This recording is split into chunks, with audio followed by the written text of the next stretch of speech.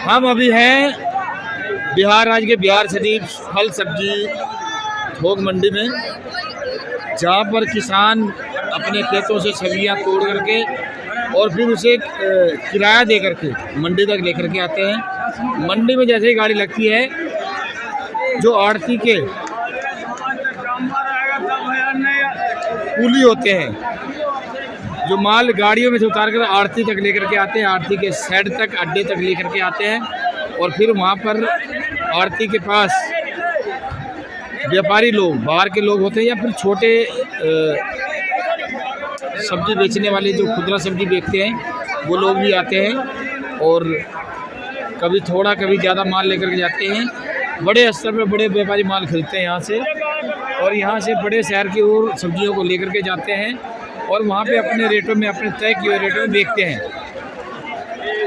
और जहाँ पे सब्जी खरीदते हैं वहाँ से भी अपने ही तय किए हुए रेट में सब्जी खरीदते हैं। ये बहुत बड़ा एक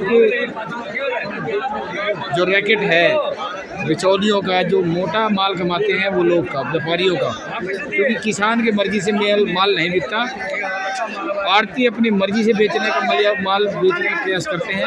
हालांकि कई बार किसान जो अड़ जाता है तो व्यापारी अपने मर्जी से माल नहीं बेच पाता, किसान के मर्जी से माल कभी कभी बिकता है। और जब माल बिकने में देरी होती है तो कम रेट में भी किसान अपनी सब्जियों को बेचकर चले जाते हैं, क्योंकि यहाँ पे माल को, सब्जियों को स्टोर करने की जगह नहीं होती, वो ज़्यादा इंतज़ार नहीं कर सकते मंडी में। और कई बार जब नहीं माल बिकता है तो ऐसे ही मंडी में फेंक करके भी चले जाते हैं। और ये हाल तकरीबन पूरे देश के सभी मंडियों का है और इस मंडी का भी वही हाल है, वही रूल है जो हर मंडियों का होता है।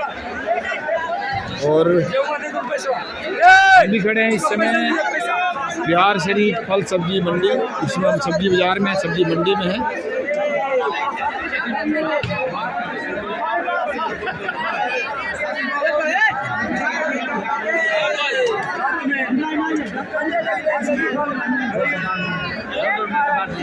छोटे व्यापारी, छोटे सब्जी वाले,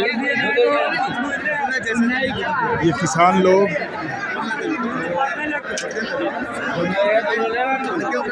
एक नंबर का मिर्च है। तो मैंने आपको बिहार राज्य के बिहार शरीफ के मंडी का हाल बताया है। मेरे साथ जुड़े रहें।